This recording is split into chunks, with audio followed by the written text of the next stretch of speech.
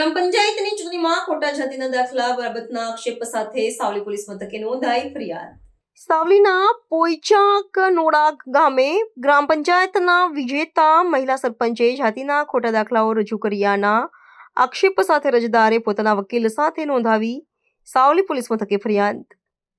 ગત 22 જૂને ગુજરાત સ્થાનિક સ્વરાજ્યની ગ્રામ પંચાયતોની ચૂંટણીઓ થઈ હતી। તેમાં સાવલી તાલુકાની 80 પૈકી 29 ગ્રામ પંચાયતની ચૂંટણી થઈ હતી, જેમાં સાવલી તાલુકાના પોઈચા કનોડામાં સરપંચના વિજેતા જાહેર કરાયેલા મહિલા સરપંચે ઉમેદવારી વખતે સાચી હકીકત છુપાવી ખોટા જાતિના રજૂ કરાયેલ દાખલાના આક્ષેપ સાથે ગામના નાગરિક સોમાભાઈ ભગવાનદાસ પ્રજાપતિએ પોતાના વકીલ સાથે ફરિયાદ નોંધાવી।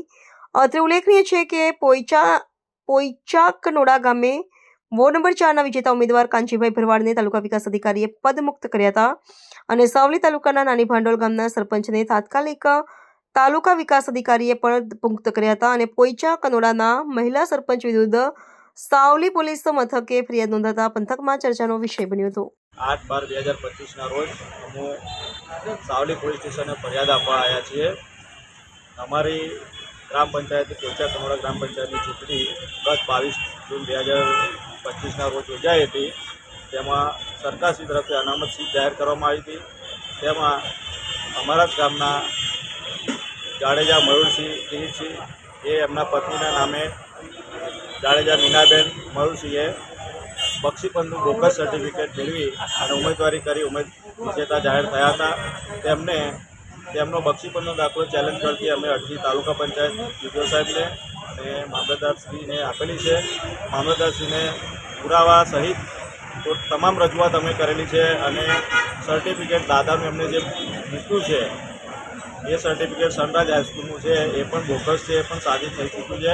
સનરાઈઝ હાઈસ્કૂલના પ્રિન્સિપાલે જે તપાસ કરી અને અહેવાલ સોંપવાનો હોય તે અમને પ્રિન્સિપલ મામલતદારશ્રીને સોંપી દીધો હોવા છતાંય મામલતદારશ્રી આમાં કોઈ પણ કારણોસર ડિલે કરી રહ્યા છે અને અમને ન્યાય વહેલો મળે એટલા માટે અમે ફરિયાદ આપવા માટે અહીંયા પોલીસ સ્ટેશન સાવલી આવ્યા છીએ।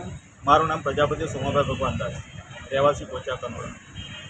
2025ના રોજ ગુજરાતમાં જુદા જુદા ગામોની પંચાયતની ચૂંટણીઓ થઈ હતી। એમાં સાવલી તાલુકામાં પોઈચા કનોડા ગ્રામ પંચાયતની ચૂંટણી 22/6/2025ના રોજ યોજાયેલી।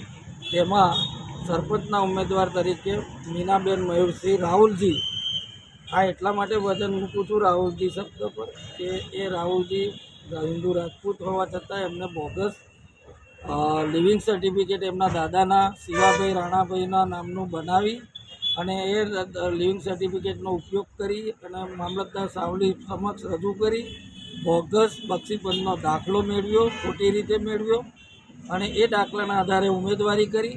એની તમામ પ્રક્રિયા અત્યાર સુધીને ચાલી। એમાં સ્કૂલ પાસેથી મામલતદારશ્રીએ અમારી અરજી સંદર્ભે તપાસ કરાવી તો મામલતદારશ્રીના લેટરના આધારે સ્કૂલવાળાએ જણાવ્યું કે આ એલસી જે શિવાભાઈ રાણાભાઈનું જનરલ રજિસ્ટર નંબર 55 ઉપર જે છે એ એમનું નથી, પણ મણિભાઈ પરમાર નામના કોઈ વિદ્યાર્થીનું છે, એટલે એ ખોટું હોવાનું એલસી સ્પષ્ટ જણાઈ આવ્યું।